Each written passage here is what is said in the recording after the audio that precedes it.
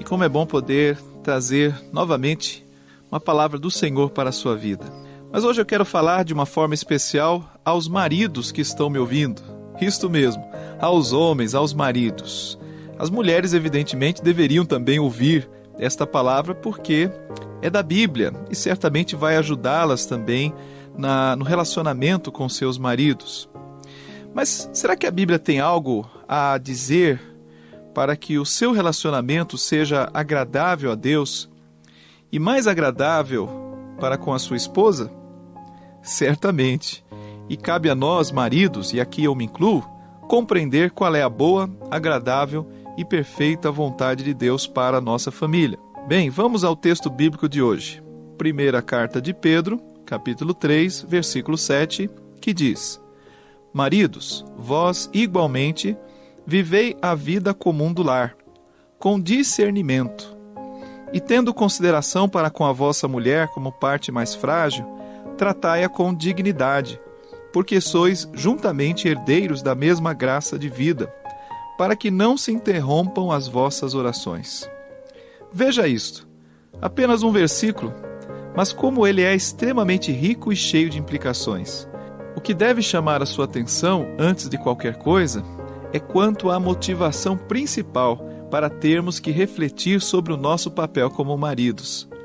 A ideia aqui é que os maridos devem tratar bem as suas esposas, não primariamente com o propósito de que os seus lares sejam abençoados, ou para que as suas esposas sejam atendidas em suas necessidades, mas para que as suas orações não sejam interrompidas. O que precisamos entender desse princípio é que existe uma ligação direta entre o seu relacionamento com a sua esposa e o seu relacionamento com Deus. A ideia é a seguinte: quer estar de bem com Deus? Trate bem a sua esposa. Se você a tratar mal, você terá um problema com Deus. Se a tratá-la de qualquer forma, você estará se afastando de Deus. O seu descaso para com ela representa na mesma proporção o seu descaso para com Deus.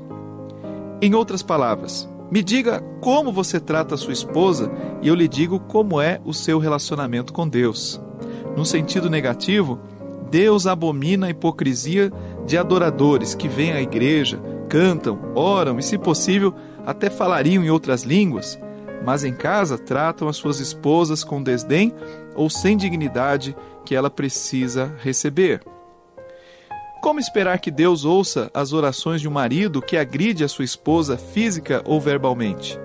Ou de um marido dominador que usa da fragilidade emocional e física de sua esposa para controlá-la?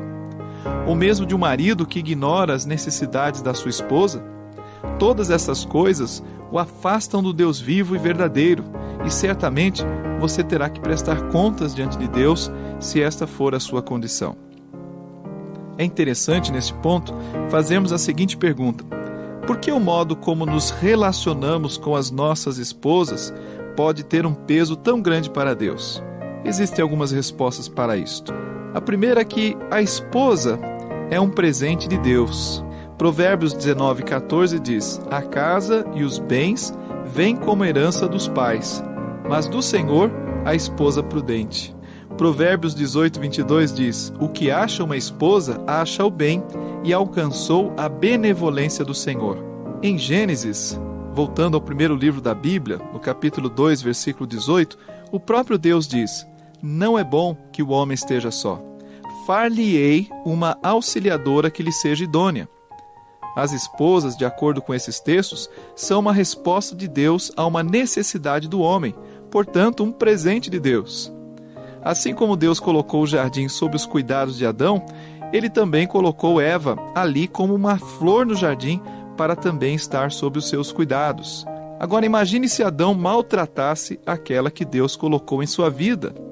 Imagine se ele não cuidasse daquele presente que ele havia recebido. Assim, a primeira razão porque o nosso relacionamento com as nossas esposas tem um peso para Deus é porque as nossas esposas são um presente de Deus. A segunda razão é porque existe uma aliança que foi feita diante de Deus. Em Malaquias capítulo 2, versículo 14, nós lemos: porque o Senhor foi testemunha da aliança entre ti e a mulher da tua mocidade. Veja, Deus foi testemunha. Isso demonstra que Deus tem um alto interesse em nossos relacionamentos conjugais. Esse mesmo texto é uma prova viva de como o pecado no relacionamento conjugal afeta diretamente nossa comunhão com Deus. Maridos, cuidado com a pornografia, cuidado com os desvios morais do coração, cuidado com o seu olhar. Você não pode cometer adultério chegando às vias de fato, mas se você está vivendo em pecado, está quebrando a sua aliança de amor para com a sua esposa do mesmo jeito. O Senhor é testemunha dessa aliança. Arrependa-se e restaure a sua aliança com Deus e com a sua esposa. Em terceiro lugar, Deus nos manda amarmos nossas esposas. E esta é uma razão crucial, porque quando nós não amamos, nós também quebramos o nosso relacionamento com Deus. A palavra de Deus diz: amados, se Deus de tal maneira nos amou, devemos nós também amar uns aos outros. Como o nosso próximo, a esposa é a primeira que deve receber o nosso amor. Num altar, em determinado dia e hora, você mesmo a escolheu e prometeu amá-la enquanto você tivesse vida. Em Efésios capítulo 5, versículo 25, recebemos uma ordem direta de Cristo: maridos, amai vossa mulher, como também Cristo amou a igreja e a si mesmo se entregou por ela. Maridos, se fizermos menos do que isto, estamos com problemas diante de Deus. Deus estima demais nossas esposas para que não a tratemos num nível bastante elevado. Agora, vamos ver de que maneira é esse tratamento elevado. Vamos voltar ao texto inicial. Você está lembrado? Eu vou ler novamente. 1 de Pedro 3, 7.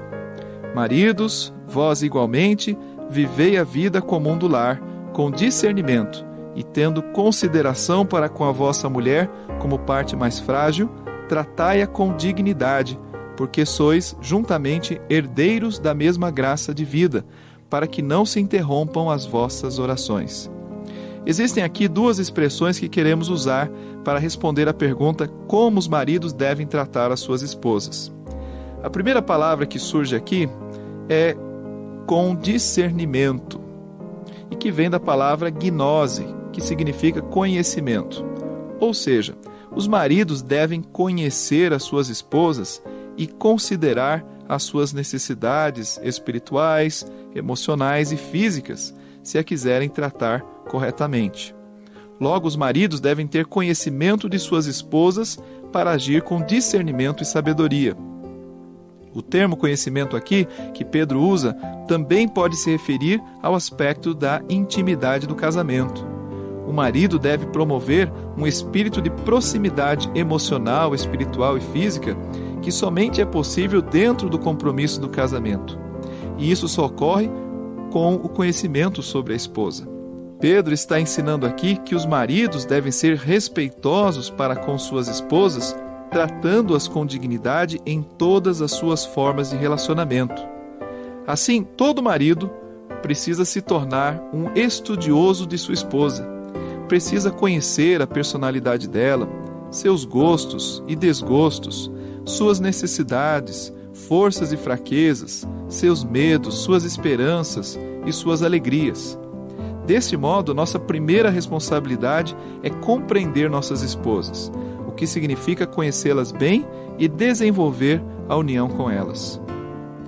A segunda palavra-chave do texto é a palavra consideração, que também pode ser traduzida por honra. Os maridos devem manter um lugar especial de honra em seus corações para suas esposas. Ou seja, segundo o texto, elas devem ser tratadas com deferência especial, cortesia, respeito e bondade. Isso significa que o marido respeita os sentimentos da esposa, seu pensamento e desejos. Ele pode não concordar sempre com as suas ideias, mas ele as respeita. Uma questão central na forma de se honrar a esposa envolve a forma como ele fala com ela e sobre ela. Não há lugar para piadas ou sarcasmo que possam diminuir a sua esposa ou fazê-la se sentir inferior. Também, se você tiver filhos, é seu trabalho como cabeça do lar ter a certeza de que eles a honrarão como sua mãe. Você deve ser um modelo na maneira em que a trata com honra. Em Colossenses capítulo 3, versículo 19, encontramos a mesma exortação onde se diz: maridos, amai vossa mulher e não a trateis com amargura. O marido deve dar a devida honra à esposa, porque ela é, juntamente com ele, herdeira da graça da vida eterna, o dom de Deus. Isto é, ele deve sempre se lembrar que Cristo morreu por ela, assim como por ele. A alma dela é tão preciosa à vista de Deus quanto dele. E finalmente lemos no texto que a Bíblia diz que a mulher deve ser tratada com dignidade como parte mais frágil. O termo usado aqui serve para dar a ideia de um vaso. O homem já é um vaso frágil, não é? A mulher é mais frágil ainda no sentido físico e geralmente no sentido emocional. E ao invés do homem utilizar o fato da mulher ser mais frágil fisicamente ou emocionalmente, contra ela, a intenção é tratá-la com mais cuidado ainda, como um instrumento valioso, um vaso bonito, frágil e caro, seu tesouro precioso, não como se fosse algo inferior. Seu marido não deve dominar sobre ela, ao invés disso, deve lhe dar um lugar de honra. Assim, a Bíblia mantém um papel distinto para os sexos, mas não coloca as mulheres como cidadãs de segunda classe. Assim, querido ouvinte, aprendamos com isto que há sempre uma ligação entre o seu relacionamento com a sua esposa e a sua relação com Deus. Se você não quiser ter o seu caminho interrompido de acesso a Deus através da oração, você deve corresponder no tratamento com a sua esposa. Que Deus o abençoe.